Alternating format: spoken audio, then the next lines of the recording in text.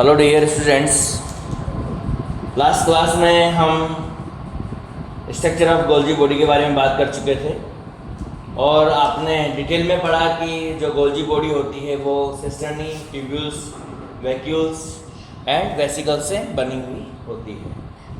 आज हम उसी में आगे बात करेंगे। आज हम ये गोल्जी बॉडी जो है, मैंने कल आपको समझाया था कि ईआर से रॉ मटेरियल लेती है सिस फेस पे और वो उसको मॉडिफाई करती है और ट्रांसफेस पे, और ट्रांसफेस से जो है उसको ट्रांसफ़र बाहर कर देती है। उसी मेन फंक्शन इसका वही है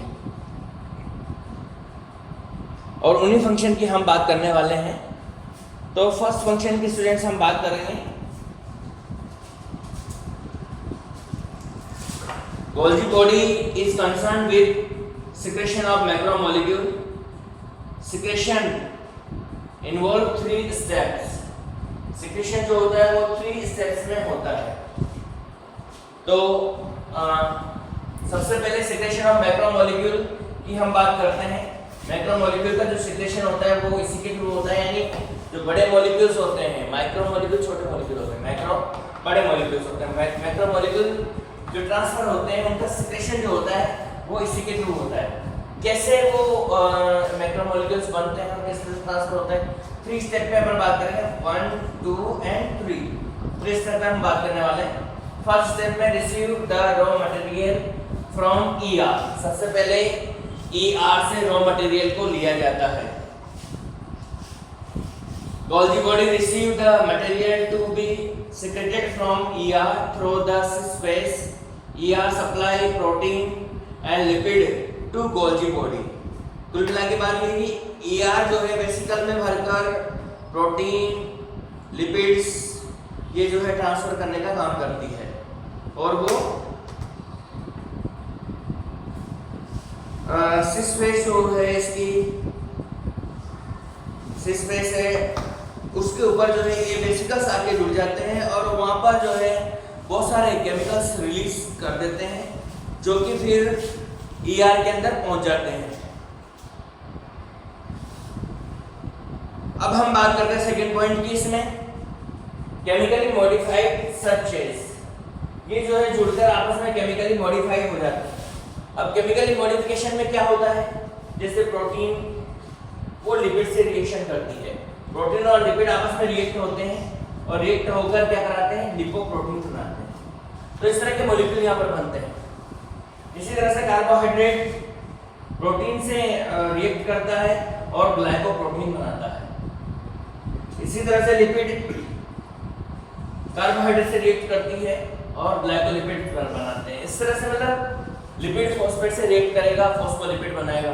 तो इस तरह के जो अलग अलग मटेरियल है, वो कार्बोहाइड्रेट है वो प्रोटीन से जुड़ जाएगा, प्रोटीन जो है वो लिपिड से जुड़ जाएगी, लिपिड जो है फॉस्फेट से जुड़ जाएगा। अलग अलग कॉम्बिनेशंस, अलग अलग केमिकल रिएक्शंस जो है यहाँ पर कंप्लीट होती है और फिर उनका अलग अलग से यूटिलाइजेशन होता है। जैसे लिपोप्रोटीन का अलग यूटिलाइजेशन है, ग्लाइकोप्रोटीन का अलग यूटिलाइजेशन है, ग्लाइकोलिपिड्स का अलग यूटिलाइजेशन है। तो इस तरह के बहुत सारे बिलियंस ऑफ मटेरियल्स बनते हैं, बिलियंस ऑफ केमिकल कंपाउंड्स यहाँ पर बनते हैं, ऑर्गेनिक कंपाउंड यहाँ पर बनते हैं अलग अलग। तो मैंने सबसे सिंपलेस्ट रिएक्शंस बताई है।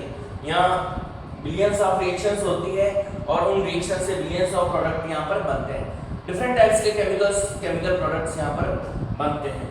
अब ये सारे के सारे केमिकल प्रोडक्ट्स जब बन जाते हैं तो फाइनली इनको ट्रांसफर होता है वेसिकल्स।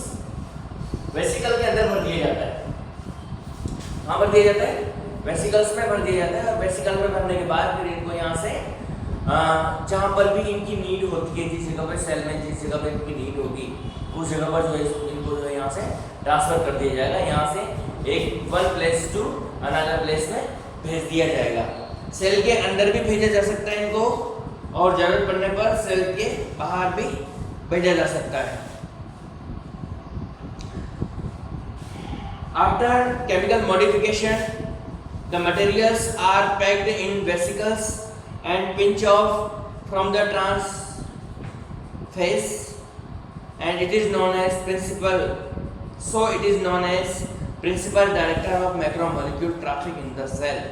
ये आपको याद रखना है, principal director of macromolecule traffic in the cell. Cell का जो प्रिंसिपल मॉलिक्यूल होता है, ये प्रिंसिपल डायरेक्टर होता है, सबसे बड़ा डायरेक्टर होता है जो कि मैक्रोमोलिक्यूल के ट्रैफिक को कंट्रोल करने का काम करता है। यानी मैक्रोमोलिक्यूल का ट्रैफिक इसी के द्वारा कहा जाता है। तो आपसे क्वेश्चन पूछा है who is the principal director of macromolecule traffic in the cell, तो आपका आंसर जो है यहाँ पर क्या होगा, गोल्जी बॉडी होगा। ठीक है स्टूडेंट्स, तो ये मेन फंक्शन यही है इसका। और ये मेन फंक्शन के बाद हम कुछ छोटे मोटे फंक्शन और हैं उनकी बात करते हैं। लाइसोसोम। लाइसोसोम एक तरह का वेसिकल ही होता है, इससे निकलने पिंच ऑफ होने वाला जो वेसिकल है वही लाइसोसोम होता है। और वो लाइसोसोम के अंदर जो है 50 टाइप्स ऑफ हाइड्रोलाइटिक एंजाइम बन जाते हैं जो कि इसके अंदर बनते हैं।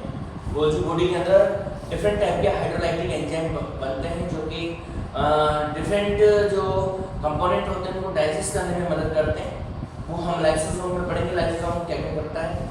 तो लाइसोसोम बनने के लिए 50 टाइप के हाइड्रोलाइटिक एंजाइम यहाँ पर बनते हैं और वो बनकर एक वेसिकल के अंदर भर जाते हैं और उसी वेसिकल को हम लाइसोसोम कहते हैं। यानी ऐसी वेसिकल, गोल्जी बॉडी से निकलने वाली ऐसी वेसिकल जिसके अंदर 50 टाइप के हाइड्रोलाइटिक एंजाइम प्रेजेंट है उसे हम लाइसोसोम कहते हैं। तो लाइसोसोम का फॉर्मेशन गोल्जी बॉडी ही करती है। ईआर एंड गोल्जी बॉडी दोनों मिलकर करती है। और साथ में मिडिल लेमिला की हम बात करें, मिडिल लेमिला प्लांट के अंदर होती है। सेल वॉल के बीच में मिडिल लेमिला होती है जो कि कैल्शियम पैक्टेट और मैग्नीशियम पैक्टेट की बनी होती है, आपने पढ़ी है। वो कैल्शियम पैक्टेट और मैग्नीशियम पैक्टेट जो बनता है वो इस मिडिल लेमिला से ही बनता है। ये मिडिल लेमिला ही जो है कैल्शियम पैक्टेट और मैग्नीशियम पैक्टेट को बनाने का काम करती है। तो स्टूडेंट्स, मेन जो फंक्शंस थे इसके ये यहाँ पर कंप्लीट हो गए।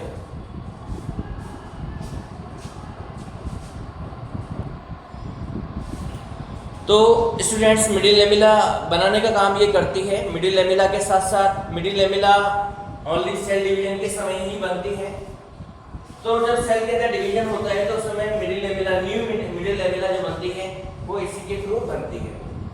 इसके बाद में नेक्स्ट इसका जो फंक्शन है, एक्रोसोम ऑफ स्पर्म।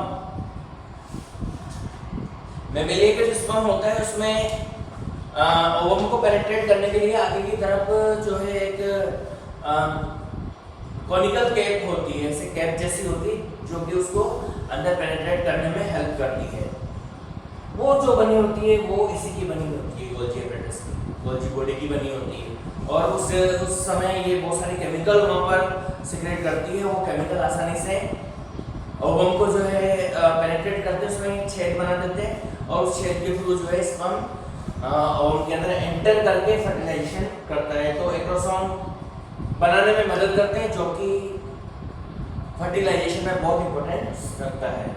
इसके अलावा स्टूडेंट्स, सेल मेम्ब्रेन जो है ग्लाइकोप्रोटीन, सेल मेम्ब्रेन जो है फॉस्फोलिपिड की बनी होती है और फॉस्फोलिपिड भी यहीं बनता है। बहुत सारी प्रोटीन होती है, वो प्रोटीन्स वगैरह भी सब यहीं बनती है। ट्रांसमेम्ब्रेन प्रोटीन है वो सब बनती है, लिपोप्रोटीन है वो यहाँ बनती है, ग्लाइकोप्रोटीन है वो यहाँ बनती है जो कि कंटेंट होता है कार्बोहाइड्रेट, लिपिड की जिनकी भी नीड होती है, वो सब के सब जो सेल मेम्ब्रेन बनाने के लिए नीड होते हैं वो सब यहीं बनते हैं। तो स्टूडेंट्स, हम कह सकते हैं कि जैसे मिडिल लेमिला बनती है और सेल मेम्ब्रेन बनती है तो सेल डिवीजन में इसका बहुत इंपॉर्टेंट रोल होता है। सेल डिवीजन के दौरान जब सेल में ये डिवाइड होती है तो जब डिफरेंट टाइप के सेल से बनाती है तो उस समय भी जो है इसका बहुत इंपॉर्टेंट रोल होता है।